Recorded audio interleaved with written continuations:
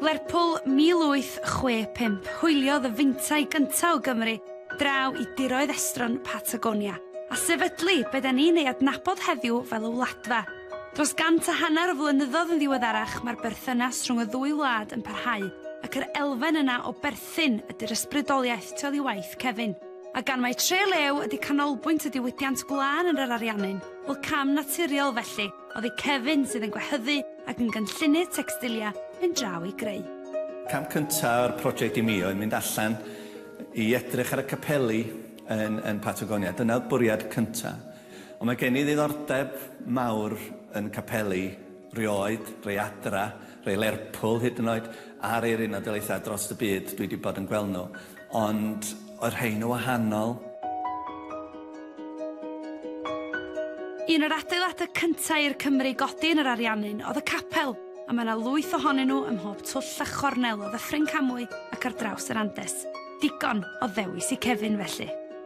Y capel cyntaf o rhaid cael gweld oedd capel Tabernacl a capel Morea yn enwedig yn Drelew. Dyna'r capeli lleoliad cyntaf. O fanna mae'r meini claddu y fynwent a ballu o'r trigolion cyntaf a throsodd I Patagonia.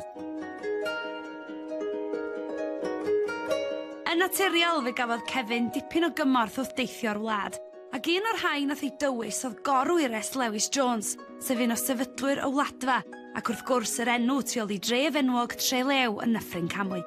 Erbyn hyn, yn y dyn sydd wedi gwneud y daith 8,000 o filltiroedd I gael gweld dehongliad Cefyn o'i chartref. Mae'n edrych yn fendigedig, really. Ti'n medru just catch y teimlo o Patagonia, yeah? Ti'n medru gweld y lliwiau Patagonia. Pa'r un o'r lluniau yma ti'n feddwl sy'n atgoffa chdi o adra fwyaf?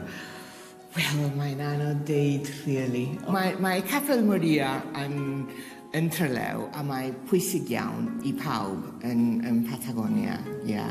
Ac hefyd mae Bethel yn y Gaiman, mae llawer o pethau yn digwydd yn Bethel yn Gaiman.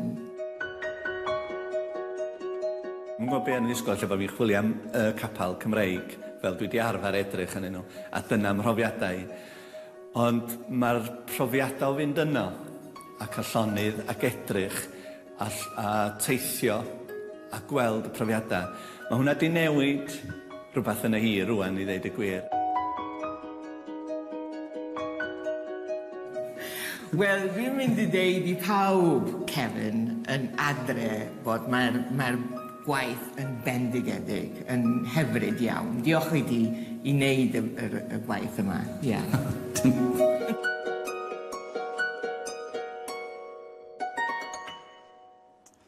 A mae'r arddangosfa ymlaen tan y 30 o Fedi yn Galeri Caernarfon.